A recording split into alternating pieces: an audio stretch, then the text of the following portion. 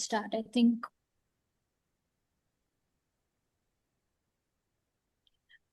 Good evening, everyone. I'm pleased to introduce our speaker, Ms. Vishwapriya. I hope that's okay if we refer to you by that. That's So, completely fine. a little background about her. She's currently in the office of Advocate T. Ramesh, and she regularly appears in the High Court and before the Customs Tribunal. Previously, she was also a law clerk to our not one, but two former Chief Justices, Justice Munishwar Nath Bhandari as well as Justice T. Raja. And we're happy that she's going to now speak on the topic by name or by use, revisiting the customs classification in light of the Welkin Foods decision. Over to you, Vishwapriya. Thanks, Antara, for the warm welcome. Good evening, everyone. I would like to start by first introducing the topic that I've chosen. So I've chosen the topic of customs classification. As far as customs classification is concerned, of products or commodities or items is concerned, it is an ocean in itself. There are so many authorities, there are so many decisions. So I've tried to contain or limit my presentation to the concepts that were discussed or which were brought to the forefront in the recent judgment of the Supreme Court in Welkin Foods. So that is why I've given the name by name or by use. So whether a good is supposed to be classified based on the nomenclature or by the end use. So there are various concepts and various principles which I will slowly take everyone through. So this is how I'd like to start I'll begin my presentation. So I'll start with the Customs Tariff Act, which is the foundation for how when goods are imported, how they must be classified and what rate of duty is applicable to such imports. So the Customs Tariff Act was enacted in 1975, and it governs the classification of goods and the corresponding duties which can be imposed on those goods imported or exported from the country. So the Customs Tariff Act basically tries to provide a comprehensive classification, and this is based off the harmonized system of nomenclature, which is in short, it's known as HSN, which is divided into 98 chapters, and there are 8 digit tariff codes. And this HSN serves as the basis for customs tariff in India. Not only in India, the HSN was basically developed by the World Customs Organization, the WCO. And this particular HSN has been adopted by more than 200 countries and economies. So it serves as a universal standard. And it also comes with explanatory notes. There are various headings, subheadings to ensure that throughout the world, we adopt the same kind of interpretation. So that is the brief of Customs Tariff Act. So now I'll get into the concept. So what our Customs Tariff Act deals with. So the act is basically divided into 2 schedules. So the first schedule has sections, chapters, and headings. So the section is basically a group, or it denotes a particular class of goods. So each section is accompanied with a section note, which explains the scope of those chapters and the headings. So there are 21 sections in the Customs Tariff Act, and each relates to a broader class of goods. For example, I've given the example of section 1 itself. So section 1 is live animals, animal products. So this is a broad class of goods.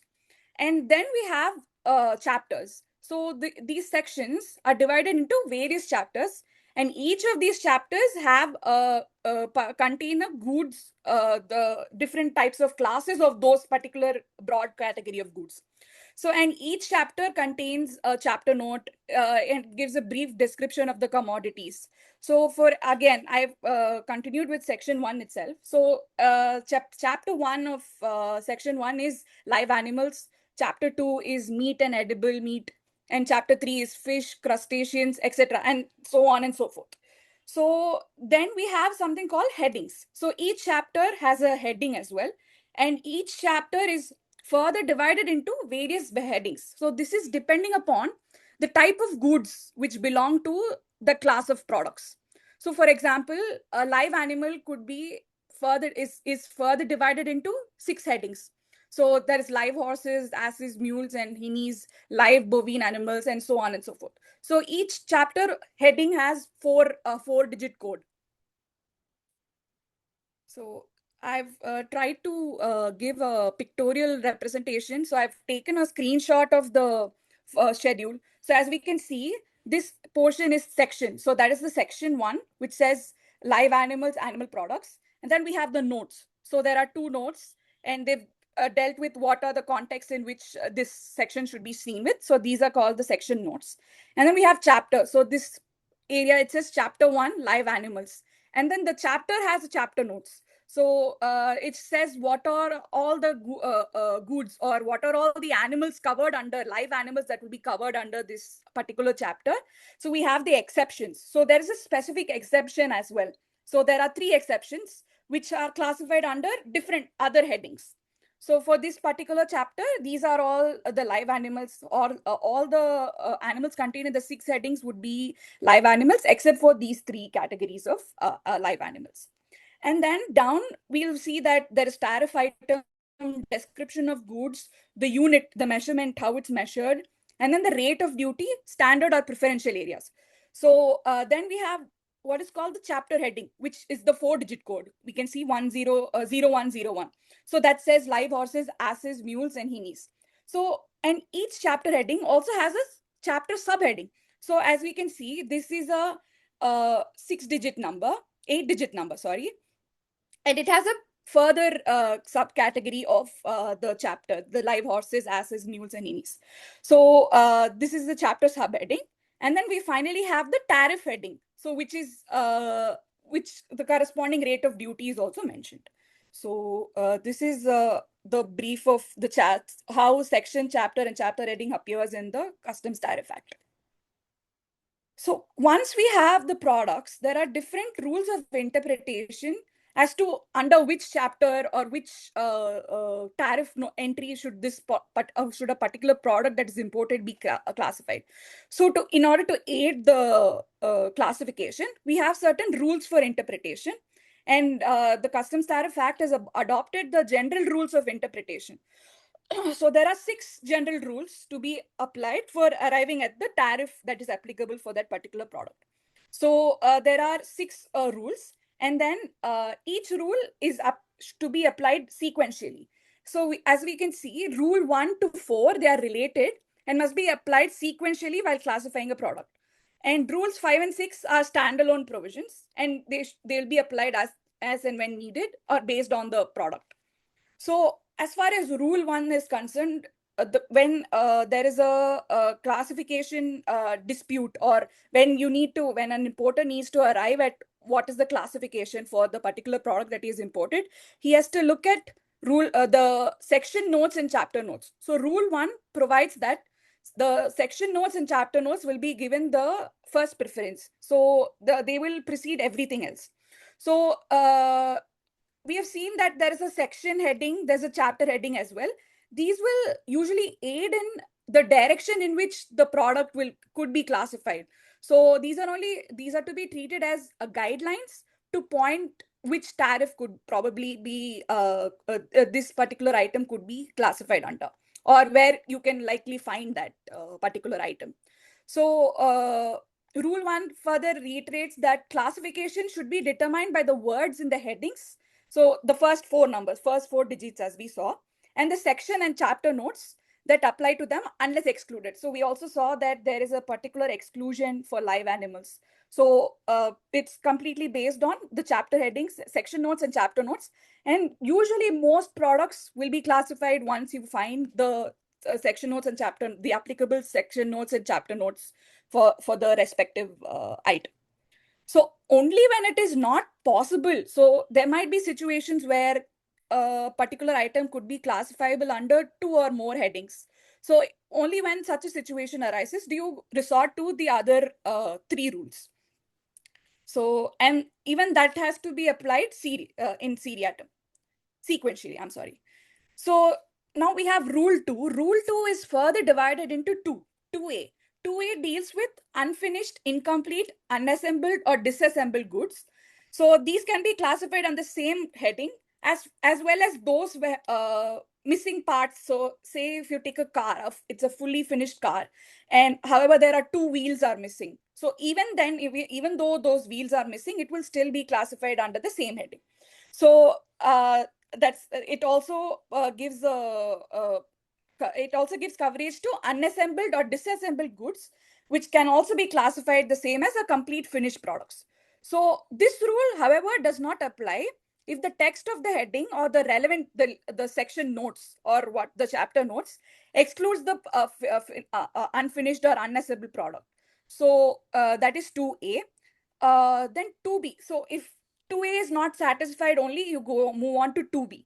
So 2B deals with products composed of mixture of materials or substances.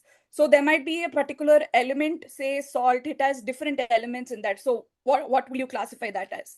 So the heading referring to a given material or substance includes mixtures of that substance with others. So similarly, a reference to a product composed of a given material or substance includes products either wholly or partly of the material or substance. So this deals with mixtures and composite goods. So even after applying 2B, there could still be a possibility where a particular product could be either classified under A or classified under B. So the classification based on that, if it's still not, if it still cannot arrive at a tariff heading for the particular product, then we move on to rule 3. So while applying the rules, there might be different conflicts. So a mixture could contain item A and item B. So whether it should be classified under A because of the characteristics of item A or because of the characteristics of item B. So that is when we apply rule 3. So rule 3 is further divided into 3A, B, and C. 3A states heading which provides the most specific description. So there might be mixture A and mixture, there might be two items in the mixture A and B. So whichever gives the most specific description to the mixture as a whole should be adopted. And then we have, if it's still not satisfied, then we go to 3B. So the heading applicable to the material or component which gives them their essential character. So which is the maybe it could be based on like the percentage of the mixtures involved, percentage of A, percentage of B. And then we only when that is also not that does not aid in interpretation or classification, we move on to rule 3C. So if both the headings appear equally specific, so A is also equally applicable, B is also equally applicable, and the chapter or the section applicable to A and B is both applicable, the heading which occurs last in the numerical order is to be preferred. So from the bottom, which occurs last, the heading that occurs last is to be preferred. So this is rule 3. So even after rule 3, an importer is still not able to arrive at a classification for the good imported, rule 4 is used as a last resort. So in a scenario where you use rule 4, the heading appropriate to the goods which they are most akin to. So what similar kind of goods which they're most akin to will be the classification or will be the tariff heading for that particular product. So as we saw, Rule 5 and Rule 6 are standalone rules, and they will apply respectively when based on the product in question. And in that, Rule 5 deals with packing materials and articles in which goods are carried. So cardboard boxes, like plastic bags, and what are all the variations of that. And Rule 6 deals with, Rule 6 says, subheadings can be compared only at the same level. So within a chapter, there are different subsections, and each subchapter, each subheading is applicable. You only compare between those subheadings which are at the same level. So these are essentially the 6 rules, the general interpretative rules. And this have been consistently adopted by our courts as well, as it forms part of the Customs Tariff Act. So now, maybe classification, though classification is not defined, it can be said that the process of arriving at a particular heading or a subheading code for a product or an item in the tariff schedule is classification. So goods are, as we saw, goods are classified taking into the scope of the subheadings, the headings, the section notes, the chapter notes, and GIR. So this is what classification is, the process of arriving at a heading or the tariff entry, the heading for the particular product or a commodity.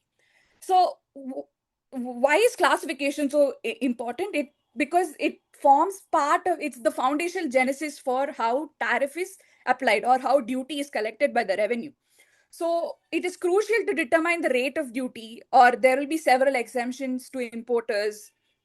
Say agricultural products, there are exemptions to import on agricultural products, for example.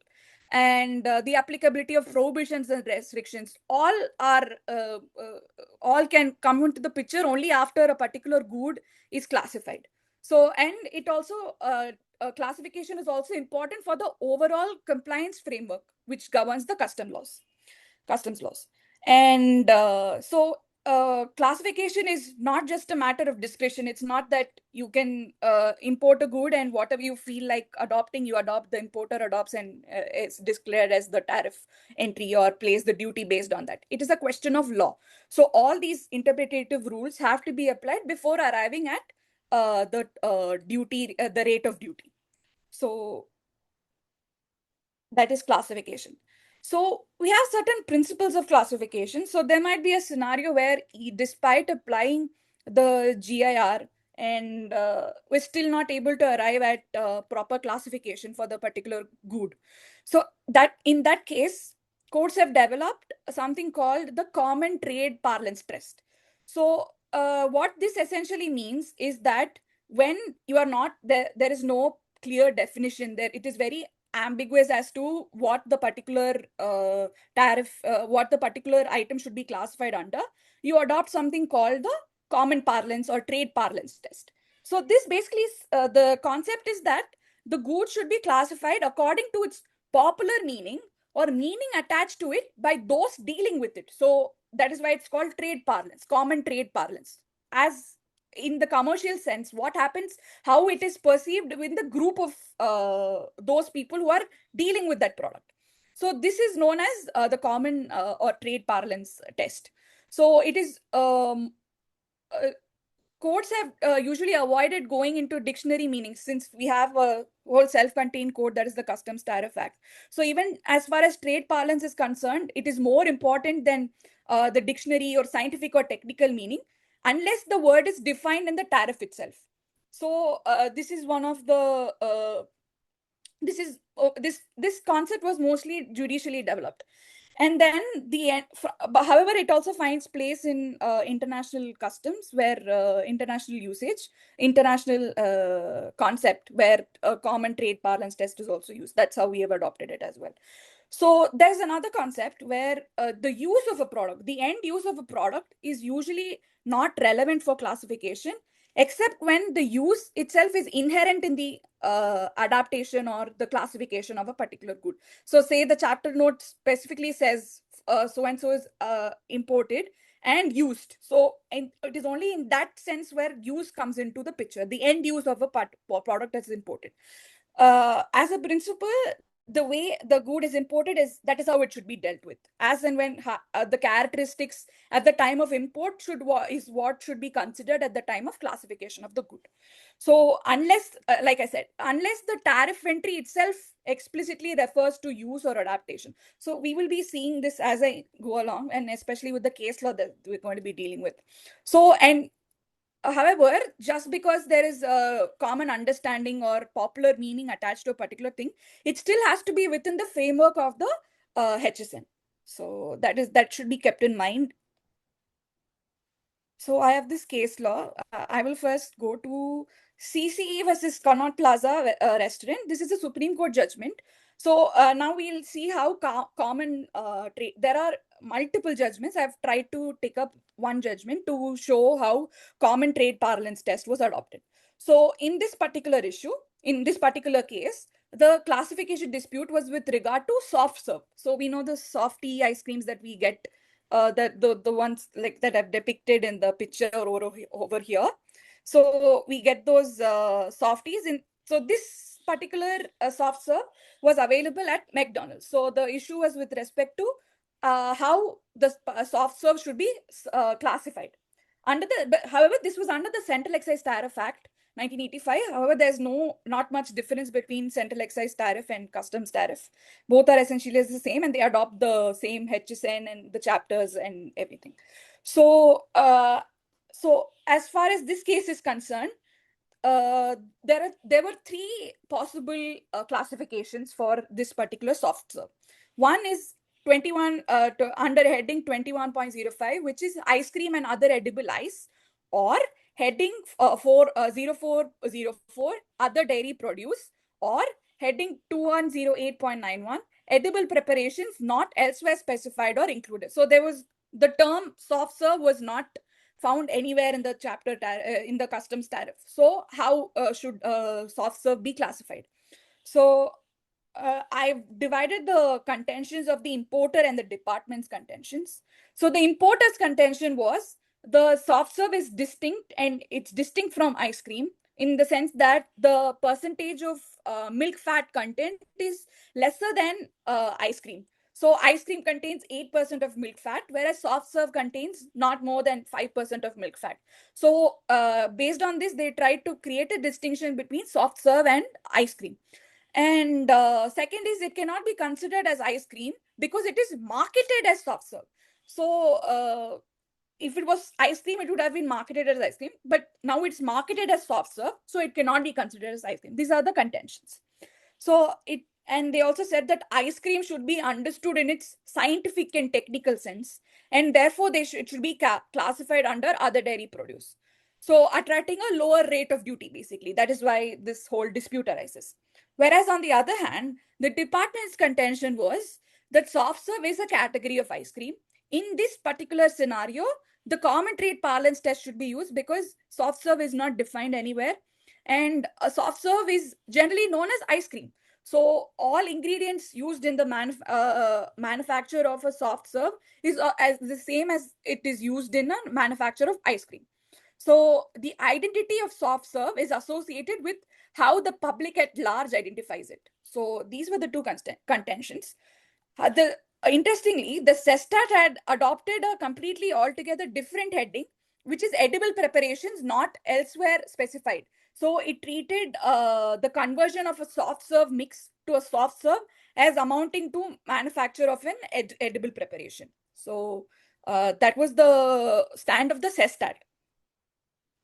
So we'll now look at what the court interpreted a soft serve as. So it says that both the headings that both the what the importer is referring to, both the department is referring to, both are non-technical terms. So one it says other dairy produce, and other says ice cream and other edible ice.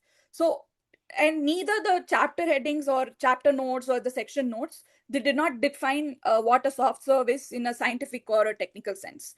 So there is no specific mention of soft serve in the tariff entry as well. So it was held that it was held that soft serve is not distinct from ice cream just because there is a difference between the difference in the milk fat content. So you cannot adopt a very technical or scientific sense when the common knowledge about the soft service, it is regarded as ice cream. So the court said a person would enter the outlet with the intention of simply having an ice cream or a softy ice cream, oblivious of its technical composition. So a normal common man who's consuming the good does not know whether does not know the contents of the percentage of milk fat content in the soft serve.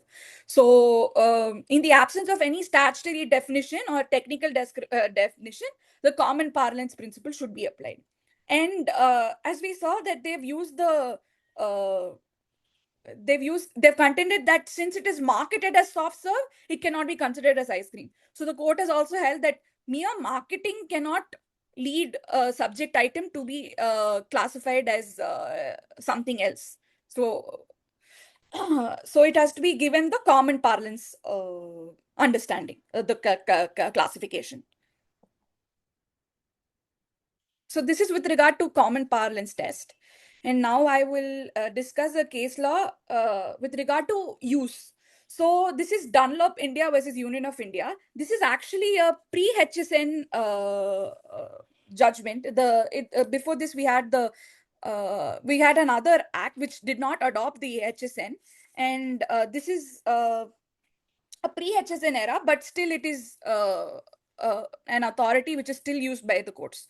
So the dispute in this case was regarding a substance known as Pyretex, and which is an essential ingredient in the manufacturing of automotive tires. So under the Indian Tariff Act 1934. So the Dunlop, that is the SSC, wanted to classified it as rubber raw. The department wanted to classify it as resin. So the reasoning adopted, we'll see why they said what they said. So the importer's contention was the VP latex, that is the subject good, is synthetic rubber latex, which satisfies wholly each and every test prescribed by the authority in India. So it is a good in itself, which has distinct characteristics, and it is a product on its whole. And it is also regarded abroad as the same as a rubber raw material. So it can never be taken as a synthetic resin, which is what the department wanted to classify it as. So the principal point to distinguish the subject good with synthetic resin is that synthetic resin cannot be vulcanized. So vulcanization is the product of adding more heat and making the product more hard and durable. So, but with the case of the subject good, it is capable of being vulcanized. So the importer's contention was VP latex has to be assessed in the form in which it is imported. So it is to be when as and when the product is imported, it appears in a raw state. So and that is how it has to be classified, and it cannot be classified as rubber latex. Sorry, it is a rubber latex. So on the contrary, the department's contention was VP latex. They wanted to apply the use of the subject good. So VP latex is synthetic latex designed to be used in the manufacture of tires as a bonding agent, and it is not used in the dry state. So it is imported in a dry state. However, the department is trying to make a distinction that it is not used in the dry state, and it further goes another process, and it is used as a bonding agent. So the department also said that it is not designed or intended for use as rubber, and it is only used as an adhesive while making the tires. And it also tried to say that it is not put to any other use other than for other uses for which rubber or synthetics is ordinarily put to. So in Dunlop India Limited, the Supreme Court has dismissed the revenues claim, and it held that the meaning given to articles in a fiscal statute must align with how people involved in the trade and commerce who are familiar with the subject generally understand and treat them. Technical and scientific tests should be applied only within limits. So the basis of reasons with regard to the end use of article is absolutely irrelevant in the context of the entry where there is no reference to the use or adaptation of the article. So unless the chapter note or the section note specifically includes implicitly or explicitly includes that use should also be taken into consideration, the end use does not matter.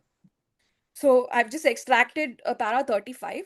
And it says, when an article has by all standards a reasonable claim to be classified under an enumerated item in the tariff schedule, it will be against the very principle of classification to deny it the parentage and consign it to an orphanage of the residuary clause. So when it is imported in a raw form, in a rubber form, there is no reason to give it a secondary secondary adaptation wherein it has to be treated as resin when it does not contain any characteristic of resin. So the question of competition between two rival however, the court has also recognized that the two rival classifications will stand on a different footing. But in this particular case, the product has to be seen as it was imported. When it was imported, it was rubber. It has the characteristics of the rubber, and it is synthetic latex as it is. So the use is irrelevant. How it is used in the products is irrelevant. So with that, I will enter into the decision rendered by the Supreme Court in Commissioner of Customs versus Welkin Foods. This is as recent as 2026. And they have essentially refined, and they have also upheld the principles that we've seen so far. So we will see what was the dispute in this particular case first. So Welkin Foods imported aluminium shelving. So we know those racks. So the aluminium racks and aluminium shelving along with a floor drain and an automatic watering system for mushroom growing. So the purpose for which these goods were imported was for mushroom growing.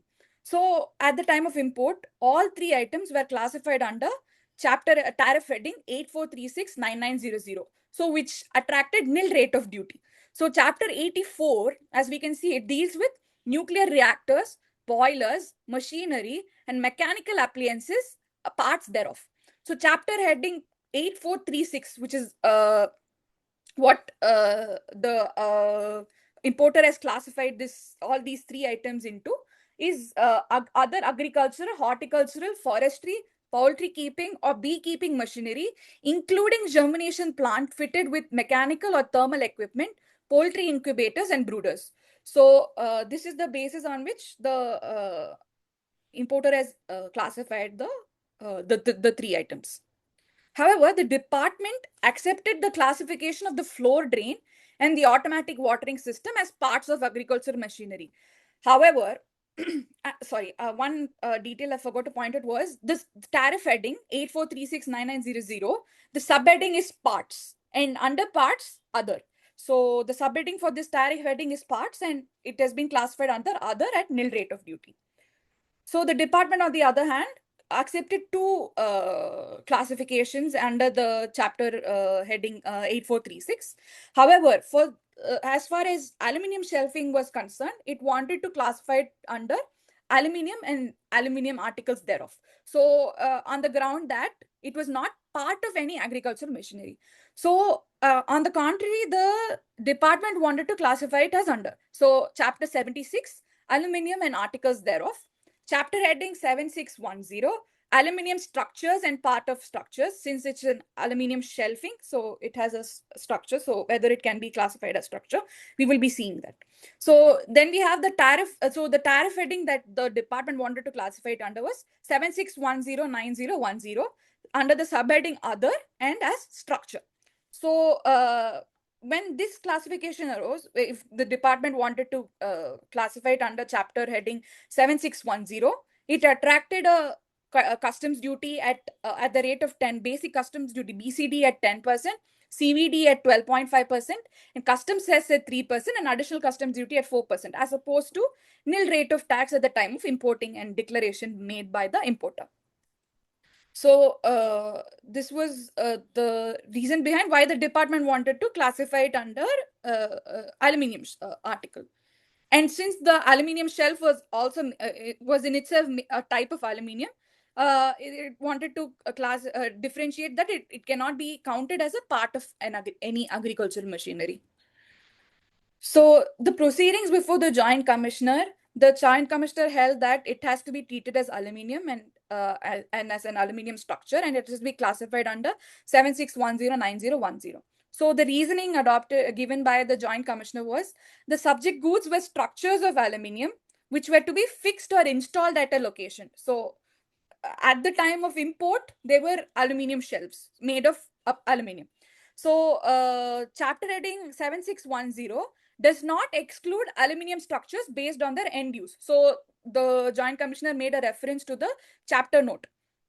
So it does not exclude aluminium structures based on their end use. So there is no mention of end use. So as we saw, when there is no explicit mention of use or end use of a particular product, it cannot be applied. It is not relevant at all, and covers all types of aluminium structures regardless of their use or design. So this is where the concept of an EO norm provision comes in. So and it also said the department also, the JC also said it did not display the characteristics of a machine at bare perusal of the product at the time of import. So it has to be fastened onto something. So it does not carry the characteristic of a machine. So there is no question of it being a part of an agricultural machinery. So on the other hand, 8436 does not encompass every individual component that is essential for mushroom cultivation. So this was the reasoning adopted by the JC. So then this went on before the Commissioner Appeals. So the Commissioner Appeals affirmed the order of the JC, and it further noted that the subject goods could not have been classified under chapter heading 8436 solely because they could be integrated with various other machines. So aluminium shelving as such does not have used only as a mushroom growing shelf, or that aids in the growth of agriculture, that's agriculture machinery that only helps in growing of mushrooms. So it can be used with various other machines. And at the same time, we have the water drains and that were imported simultaneously along with this animalium shelf. So those are all uh, brought together and they form like an integrated system.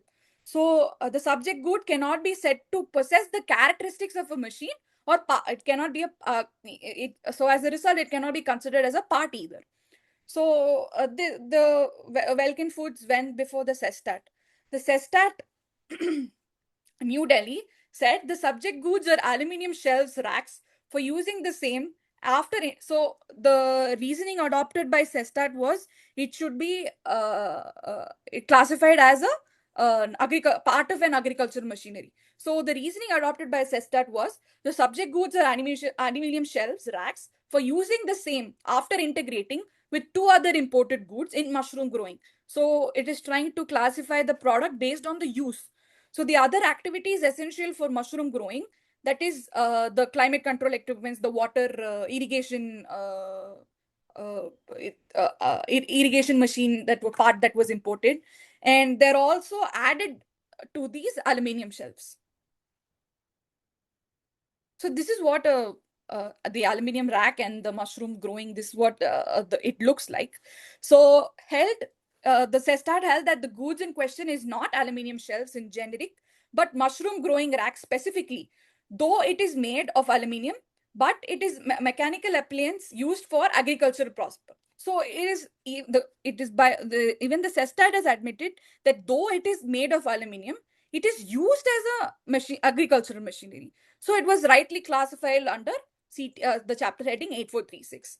So it reversed the decisions of the JC and the Commissioner Appeals and upheld the classification made by the importer.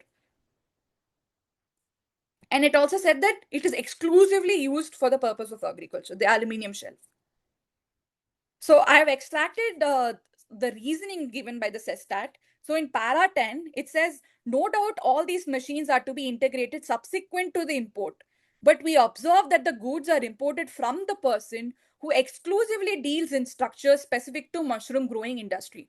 So this is the classification that the CESTAT is trying to make, that how it is not how aluminium shelf, how it cannot be classified as aluminium.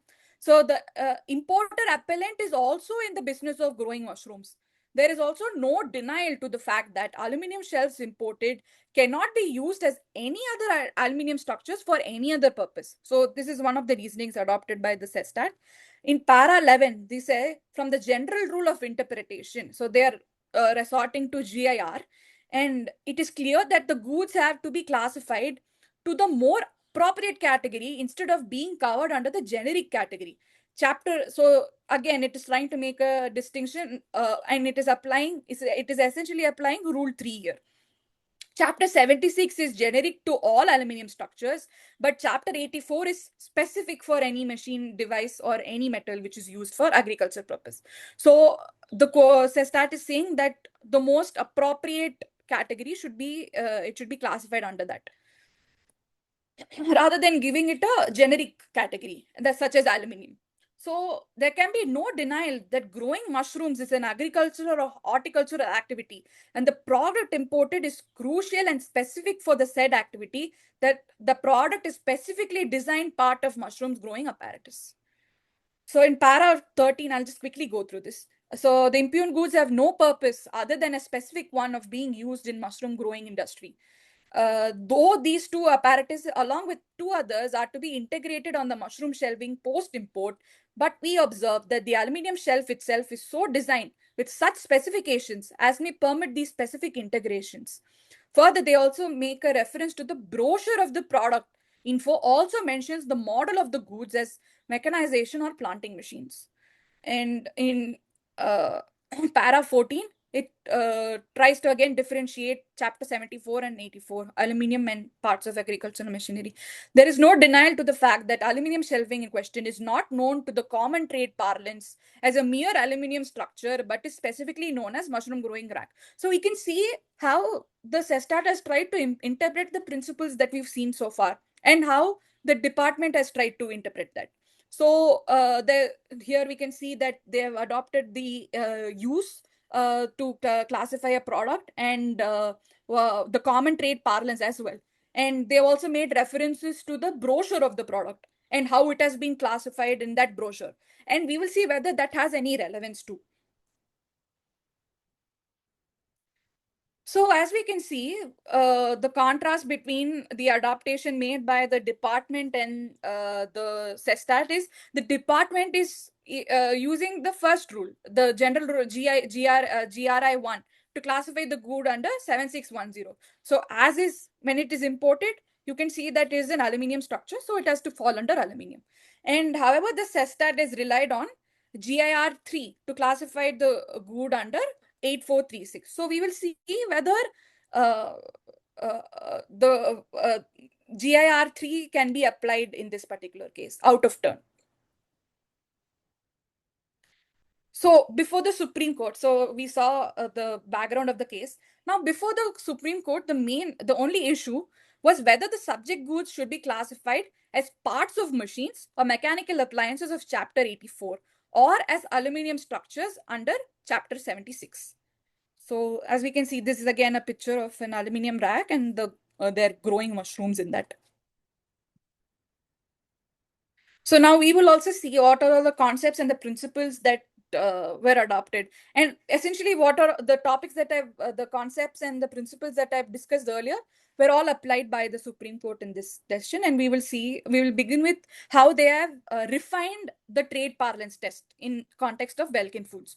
So the first and foremost test, it says that the common parlance test cannot be used. It has to be used very restrictively, and it should be the measure of last resort. So as we saw, the GIRs will get precedence only when we're still not able to arrive at a classification or tariff entry for that particular good that has been imported, is only when then we resort to the common trade parlance test. And in the absence of any specific definition or discussions made in the chapter notes or section notes.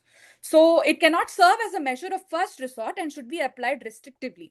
Its function is limited to ascertaining the common or commercial meaning of a term found within a tariff heading or its defining criteria. So it cannot go beyond what is given in the HSN. It cannot go beyond the statute or what is contained within the HSN.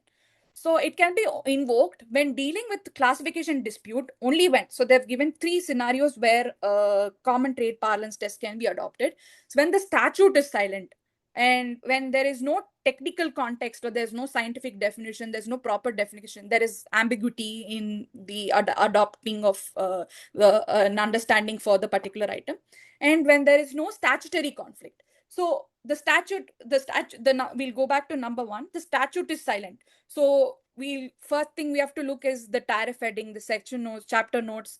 If they do not provide any proper definition, or they don't provide any clear criteria for determining the meaning and scope of the goods in question, that is, we can apply common trade parlance test in a non-technical context. So tariff heading does not include, when the tariff heading does not include scientific or technical terms, nor are the words employed within a specialized technical context. So is just used in a general sense. So if it's used in a general sense, you might want to look at how the particular good is seen in the common trade parlance. And there is no statutory conflict. So the application of trade parlance must be within the contours of the statute and the Customs Tariff Act and the HSN, and it cannot override the mandate, or it cannot override the intention with which a particular product has been classified by the legislature. So further down, we'll see that they have also discussed general tariff items. So if an entry is general and not specific to any industry, common parlance understanding of the general public market is to be applied. And in the case of industry specific entries, If the tariff item is tailored to a specific industry, the term must be understood within that industry. So how it is perceived within that industry. So this is as far as trade parlance test is concerned. There are other facets of trade parlance test, which we'll see down ahead. Consideration now, the next concept is consideration of use. So how should use be made? So interestingly, the court has remarked here, this is I've extracted this from the judgment. The court has remarked, importers, manufacturers, and traders will invoke use when it allows them to have the goods taxed at a lower rate. Conversely, the revenue authorities will seek to invoke use when they see the possibility of taxing the goods at a higher rate. So as we saw, even in Dunlop, we could see that the department resorted to how the particular product was used in the manufacture because it was attracting a higher rate of tax. And at the same time, in as far as Welkin Foods is concerned, the importer has adopted a heading that attracts nil rate of duty. So this is something that the court remarked, and we can see in these case laws itself. So as far as use is concerned, it is relevant only when the tariff heading itself allows for the consideration of use, and it must be explicitly included or implicitly. This also includes where courts conclude that the common or commercial meaning of the good includes use or adaptation of the good as a defining aspect of its identity. So the use must form part of the identity of the particular good, and that is when use will be relevant. Unless statutory intention to the contrary is proven, an importer cannot classify goods based on the actual use to which the goods are put. So it should be explicitly mentioned in the statute that a different meaning is to be adopted. So in the case of intended use, the use should be inherent in the goods and should be discernible from their objective characteristics and properties. So, and then if a tariff heading contains both an eonomy component and a use component, both criteria must be satisfied. So we will see what a eonomy component is. So a eonomy tariff entry is something which describes the commodity by its name itself. So rather than by its use.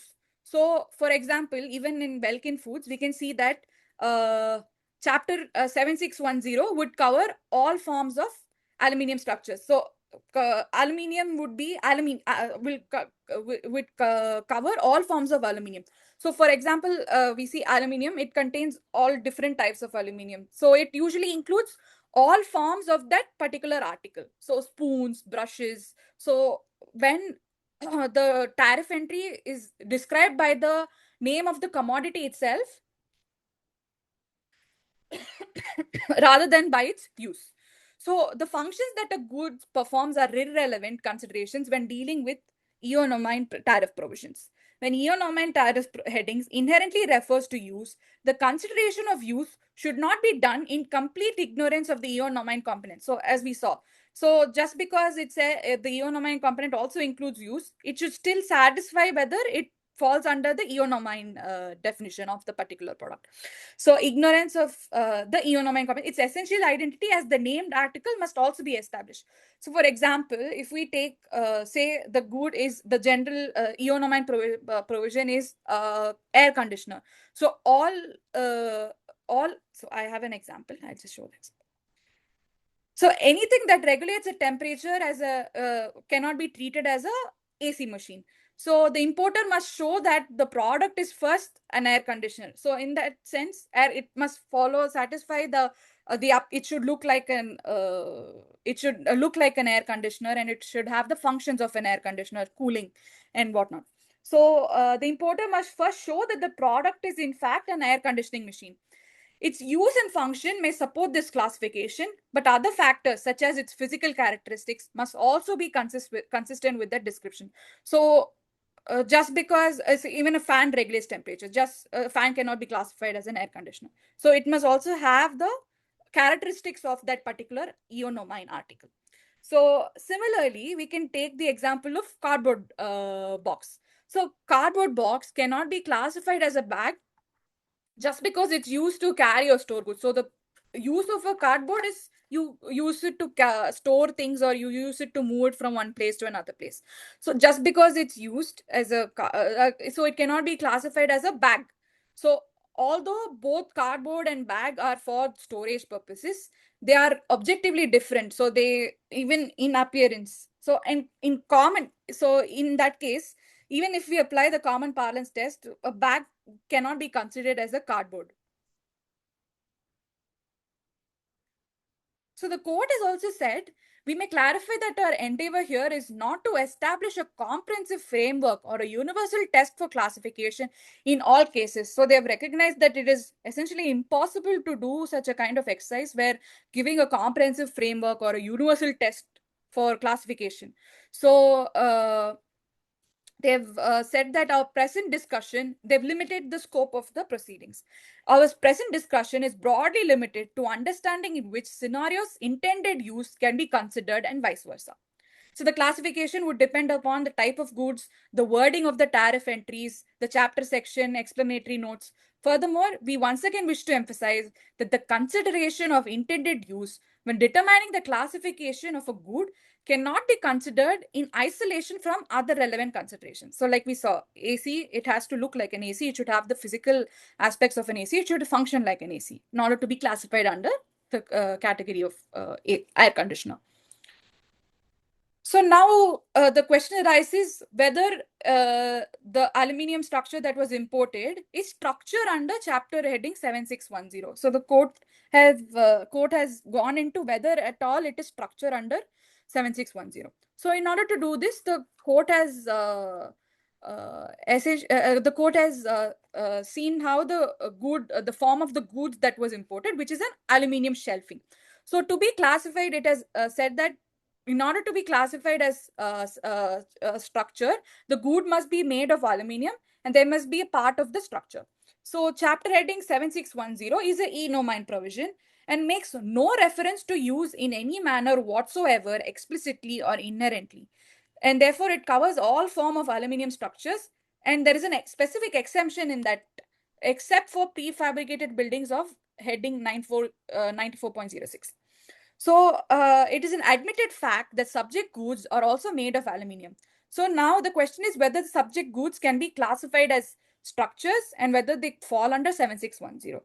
As we can see, there is no specific explicit definition that is given for aluminium, which is what was observed. And at the same time, if we see the explanatory note to 7610, it states that the provision relating to heading 7308 apply to it mutatis mutandis. The explanatory note to heading 7308 provides a broad criterion for identifying structures. 1. Such structures generally remain in the same position once assembled. 2. They are usually made up of various prepared components. Based on the objective characteristics and properties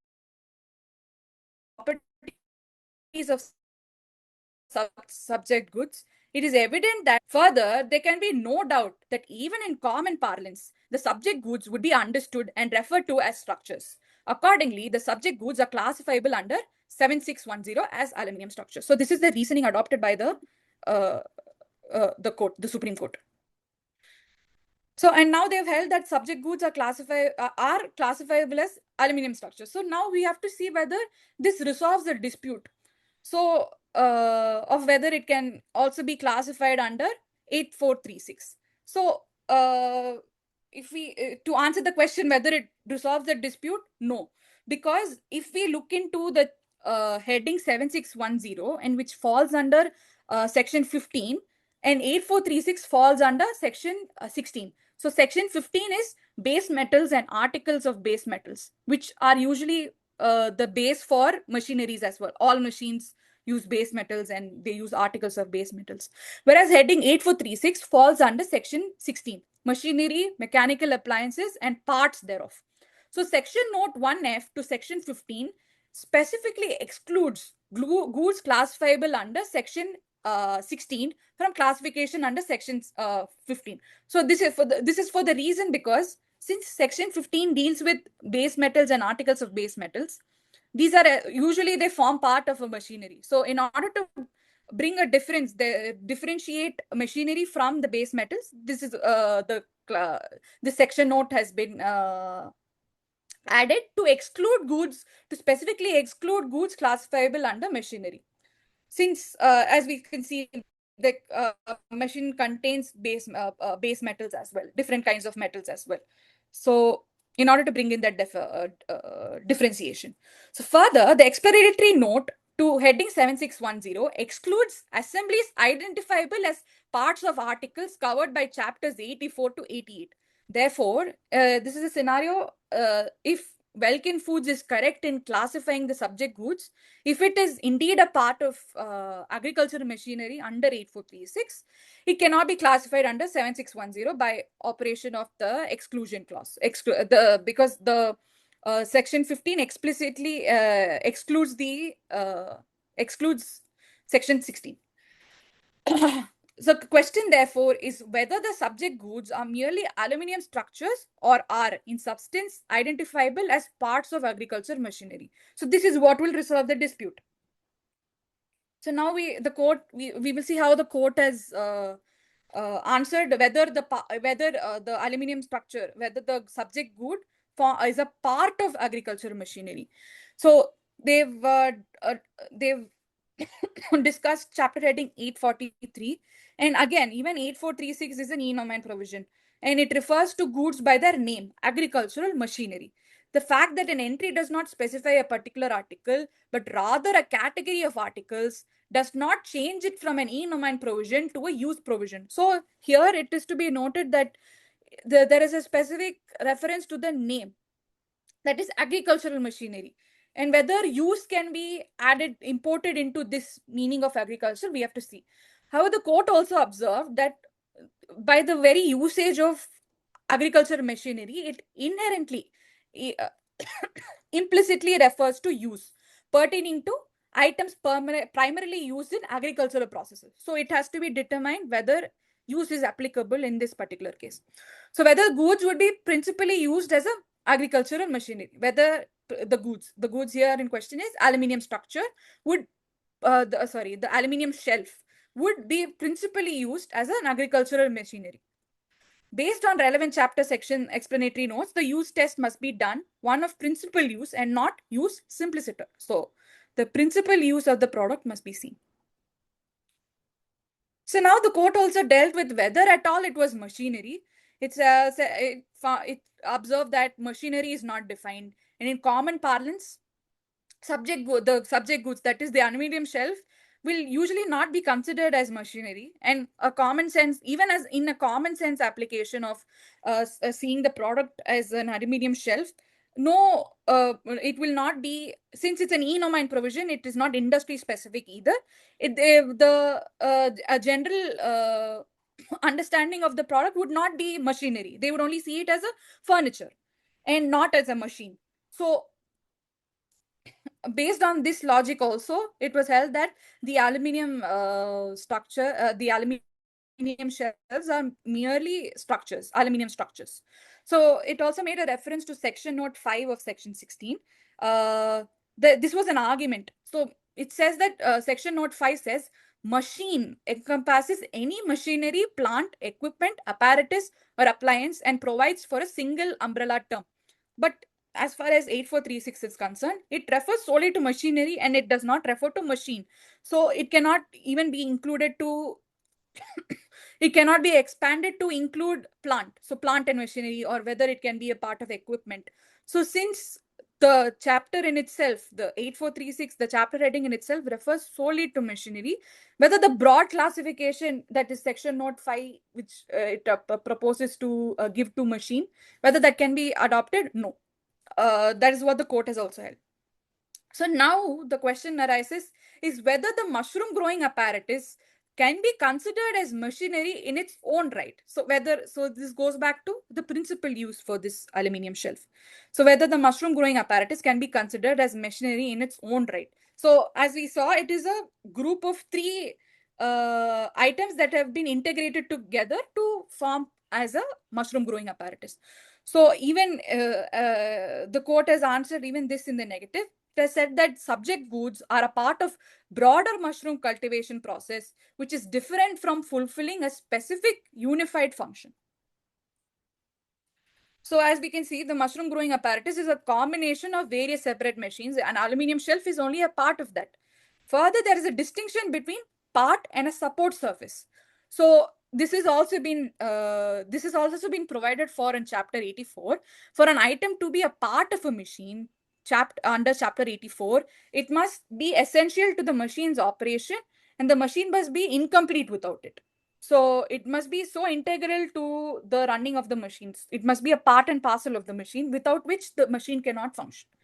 So the watering systems and compost spreaders were complete and fully functional units on their own. So individually, if you see the three items together, they're complete products on their own and do not rely on aluminium, the structure, in order to function. So the aluminium shelves merely provide a structure or a surface upon which these machines are operated.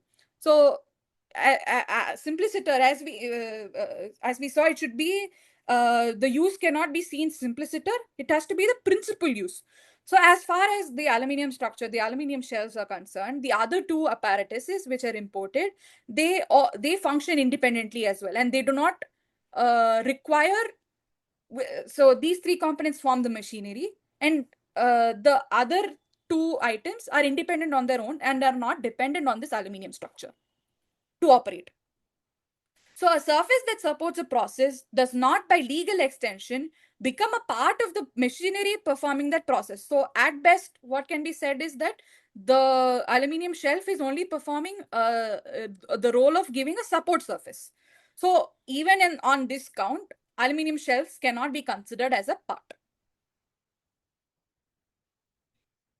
So in para 143, the court has held, for the reasons outlined above, we are satisfied that the subject goods do not fall under chapter heading 8436.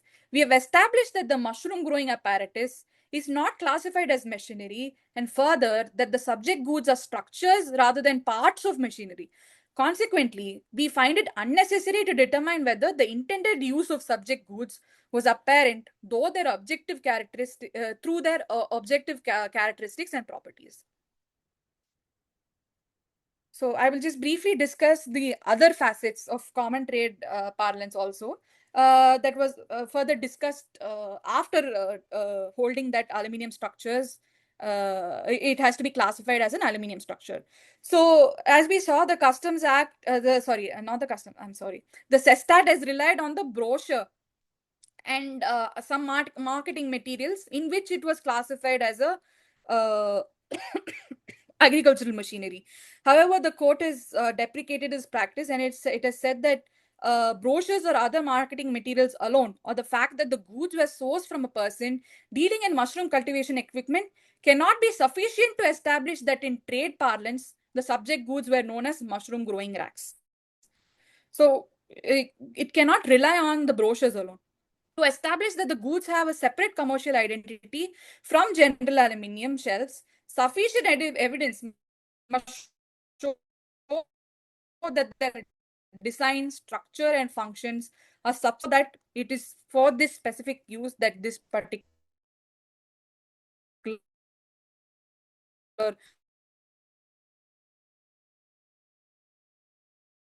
aluminium product this as mushroom growing racks rather than merely aluminium shelves. And court has also made note of how the CESTAT has applied GRI3 out of order. So since GRIs are to be applied sequentially, the first thing that the importer should have done, or the CESTAT should have done, is to apply one first. So only when one fails, the other other rules are applicable. So GRI3 can only be invoked after it is first determined under GRI1 that the goods are prima facie classifiable under both competing headings. So interestingly, in this particular case itself, so section 16 is machinery, chapter heading 8436. Section 15, base metal, note 1F, as we saw, it excludes section 16 goods. So it excludes machineries. Therefore, chapter heading 7610 cannot apply. So therefore, this is no reason to determine whether chapter heading 8436 is more specific than chapter heading 7610. GIR should not be applied out of sequence, and it is an error that must be avoided. So I've tried to summarize the decision and what this potentially means for future classification disputes. I've put it under 6 categories. One is that you have to start with GRI 1. So the classification must first and foremost be based on the wording of the tariff headings and the relevant section or the chapter notes. And the later rules should be considered only when the earlier rules do not resolve that classification. So this principle is again reiterated and reinforced in this Welkin Foods.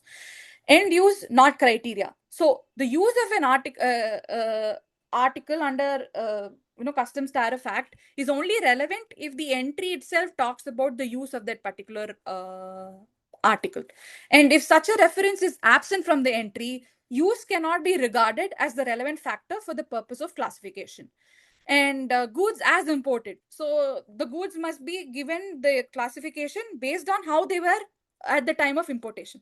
So it has also it can also be said that the taxable event occurs when the goods are imported. So and not when the product is actually put into use. So the taxable event is when the goods are imported, and consequently, what should matter is the objective characteristics and properties of the goods at the time of import, unless specifically mentioned. So not automatically a part of machinery. So we saw that to qualify as a part of a machinery, an article or the good must have sufficiently direct and integral connection with the functioning of the machine, which was absent in Welkin Foods.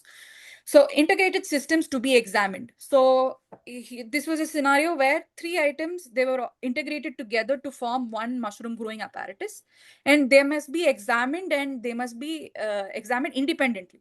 So the fact that an item forms part of a larger industrial or commercial setup does not automatically make it a part of that machinery in that system. So each product that is each item that is being used in the integrated system has also to be looked into. So, and it has emphasized, the court has also emphasized the limited role of trade parlance and how it should be within the contours of HSN and the Customs Tariff Act, and a general meaning cannot be adopted when there is a specific entry or when there is a specific definition. So when tariff item is specific to particular industry, term must be understood as it is used within that circle, cannot override clear tariff language, section notes, chapter notes, or HSN explanatory notes. So this brings me to the conclusion of my presentation, and I've tried to summarize the principles that were reiterated and the concepts that were discussed in Welkin Foods, and what the tariff, the classification was ultimately arrived at. So thank you. Thank you.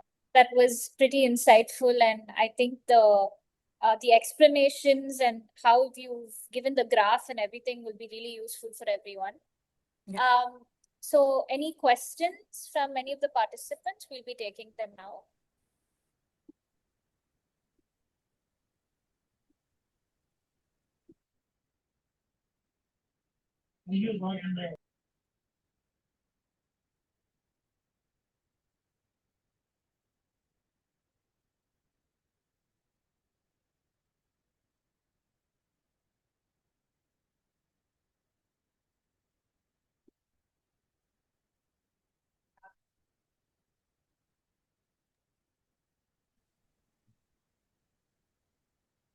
Okay. I don't see any. Hi, Jayalakshmi ma'am. Any Yes, questions? yeah, not a question, but more of a comment. Classification being one of the most nuanced aspects of indirect taxation, no, so very well done, Vishwa. And Thank you. yes, in regular, in our everyday business, so to say, we come across a lot of these issues, and this kind of reiteration from the Supreme Court on the importance of, going with the order of interpretation, and which test, takes supersedence over the other. All of this is very important for us to, constantly keep looking back and looking at the interpretation of statutes as well as interpretation of these classifications. It was a fantastic session today. In fact, very, very nuanced, very well Thank you, ma'am. presented. Thank you, ma'am. Thank you so much. It was wonderful. Thank you, ma'am. Thank you so much for your time and the Yeah. very detailed. And I would also like to thank MTB for giving me the opportunity to do this presentation, and especially Jayalakshmi ma'am and Karthik Sundaram sir for giving me this opportunity to do the presentation. Thank you so much. In fact, an And absolute thanks to all the pleasure, and participation that participated. it's an absolute pleasure. And we also look forward to other, relatively junior members of the Madras Tax Bar to come forward and present like this. We have a bi-monthly session where we want to learn a lot from young Turks that we have in the bar. And I'm sure you guys are way ahead of us in quite a few aspects in law, and we'd like to get a better perspective. So please, anybody who's interested to present, I'd request you to please reach out to either me or Karthik Sundaram sir in this regard, and we'd love to hear from you on any topic that you choose within the taxation spectrum. Thank you so much, Vishwa, and thanks a lot, Antara, for hosting the show today. Yeah, thank